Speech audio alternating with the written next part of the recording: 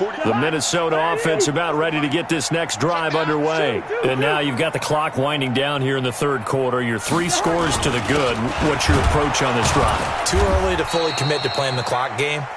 Yet at the same time, you're also not going pell-mell like you would in 2-minute offense. This is what NFL offenses call 4-minute football. Take the clock out of the game a little bit, wind it down, but at the same time, keep advancing the ball down the field.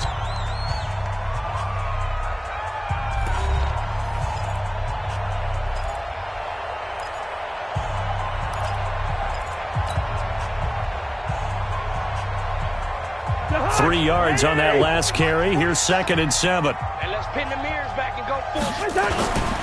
Again, it's Cook. And still about 3 yards shy of a first as the 4-yard pickup brings it to 3rd down. Bottom line, they want to keep this clock rolling, so they'll take that one right there. They just want to keep falling forward, and they want to put the onus on the big fellas up front in order to bring this one home.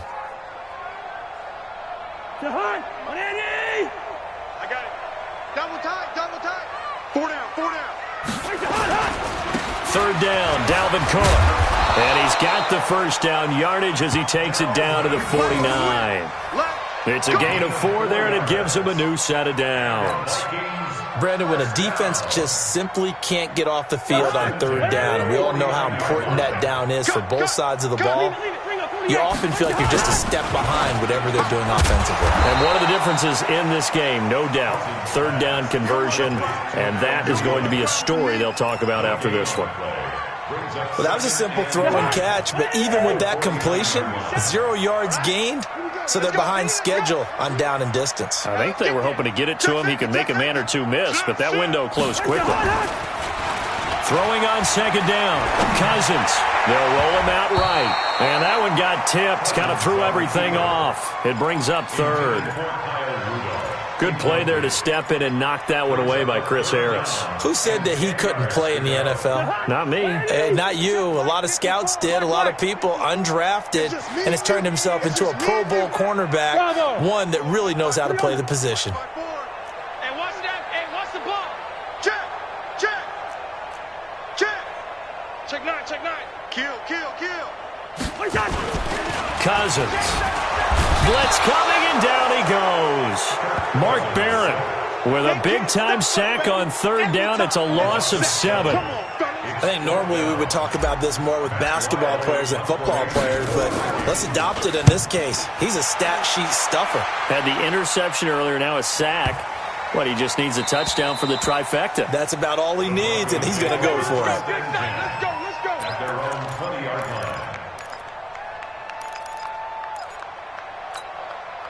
The offense now at the line, ready for their next drive. And there are parts of their last drive they'd like to emulate. And, of course, they'd like to forget the ending, the interception. But they did put together, Charles, a nice sustained drive to get him down the field. Yeah, and unfortunately for them, the only thing that matters is part 2, right?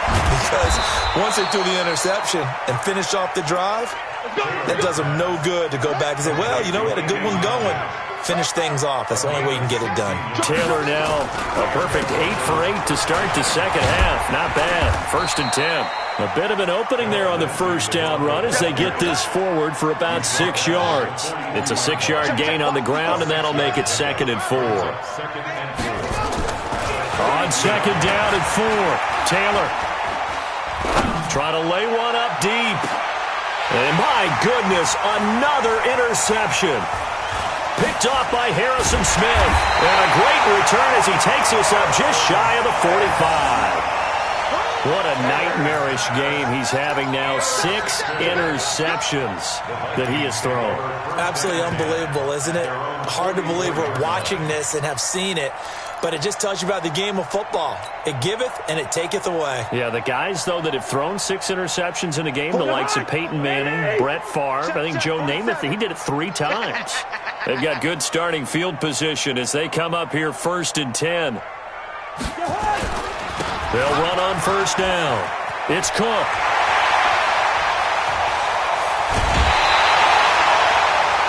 A Big play there out of Cook. 41 yards. Do my eyes deceive me, or is he getting stronger as this game moves along? Burst seems just as good here in the fourth as it was way back in the first, doesn't it? I do believe someone put a lot of time in the offseason and continues to condition during the season in order to continue to carry the ball at this rate. And he'll fight his way down right around the 12. 2 yards that time, a stark contrast from the big chunk on the previous play. The last run got a couple. Here's 2nd and 8. A toss to Cook. Able to fight through one tackle. And maybe a measure of revenge there. He's had his way in this one, but this time they get him behind the line. This will be a 2-yard loss on the play. And that's going to lead to a 3rd down.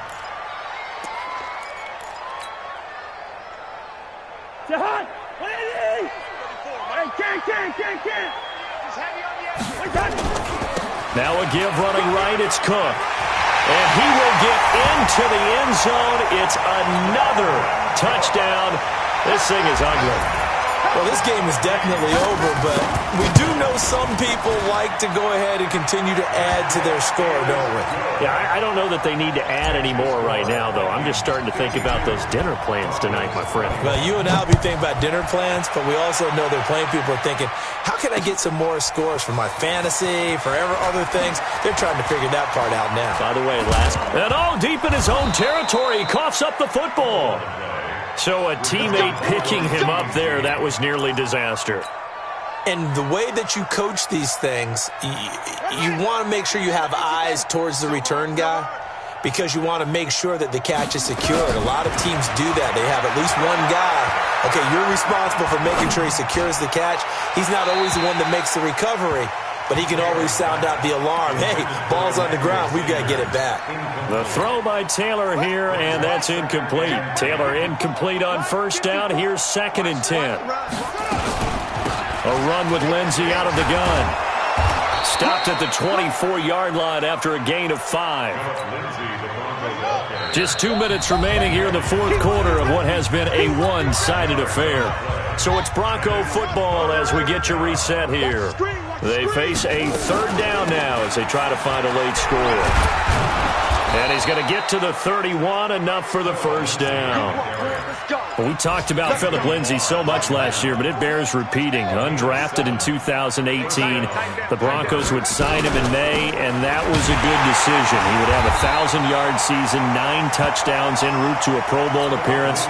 So from undrafted to playing in the Pro Bowl in 10 months, that's pretty clean living for Phillip Lindsay. On 2nd and 11 now. Taylor, Sanders has it over the middle.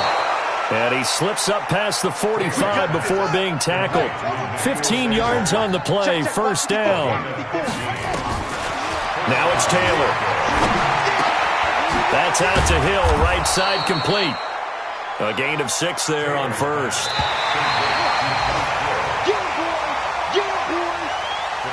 A big offensive explosion helped leading them to